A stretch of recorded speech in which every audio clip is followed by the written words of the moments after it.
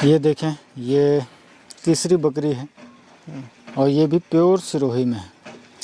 अभी शानदार। इसकी एक चीज़ नोटिस करना आप कि इसकी जो चाल से लेकर जो खूबसूरती है वो कितनी तगड़ी है, ऊपर गर्दन उठाई हुई। जी। प्योर सिरोही के अंदर ये है और इस टाइम पर ये कमज़ोर है काफ़ी क्योंकि ब्याई हुई है। एक चीज़ मैं और क्लियर करना चाहूँगा वीडियो के माध्यम से। जी जी। कई बकरियों की स्वभाव होता है कि जब उनके बच्चे नीचे चूंग रहे होते हो दूध तो वो काफ़ी कमज़ोर पड़ती है और कईयों की ऐसे होती है कि फ़र्क नहीं पड़ता। तो ये वो फ़र्क पड़ने वाले में से है।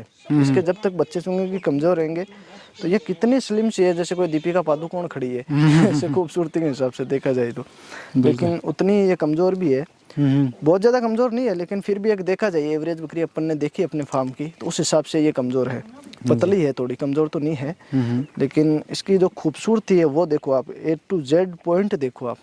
यहाँ से फेस देखो, उसके बाद कान देखो, कानों के बाद सींग देखो, सींग के बाद गर्दन की खड़ी है वो देखो, यहाँ से बीच का जो बैंड है वो देख सकते हो, हाइट देख सकते हो, कैसी खड़ी है वो देख सकते हो, चारों पैर देख सकते हो। बहुत ही पूंछ लाजवाब। बिल्कुल, पूंछ बिल्कुल ही खड़ी कर रखी है। मतलब इस चीज़ के अंदर एक भी पॉइंट की ये नहीं कि अपन गलती निकाल सकते हैं। जो फ्रेम में दिख रही है इतनी सुंदर है, इससे ज़्यादा फिर क्या ही चाहिए। बिल्कुल आइडियल कैरेक्टरिस्टिक्स लिए हुए है ना। और देखें और सराहें, ये शानदार। सारी सीरीज मेरा की मॉडल्स है, ये देख सकते हो। ये देखें, ये देखो, अब दूसरी तरफ का भी आप ये कलर देख ऑटोमेटिक सकते ही हैं। दिखा देगी चलती हुई। जी जी। ये देखो इसकी चाल, बिल्कुल खड़ी गर्दन करते हुए चलेगी।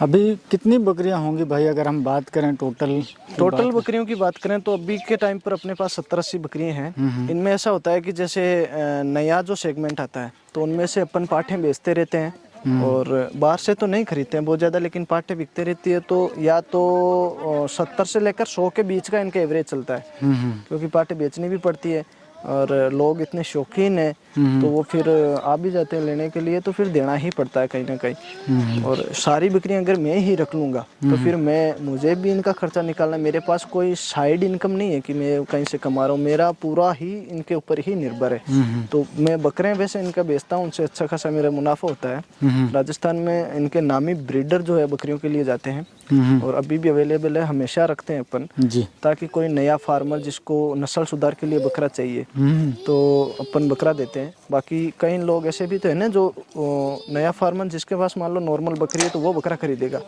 लेकिन पाठे भी तो कहीं ना कहीं किसी को चाहिए रहेंगी ना जिससे वो क्वालिटी की चीज़ें स्टार्ट कर सके, तो उसके लिए अपन पाठे भी सेल करते हैं। मैं कोशिश करता हूँ कि जो बड़ी बकरी है वो बहुत कम सेल करूँ।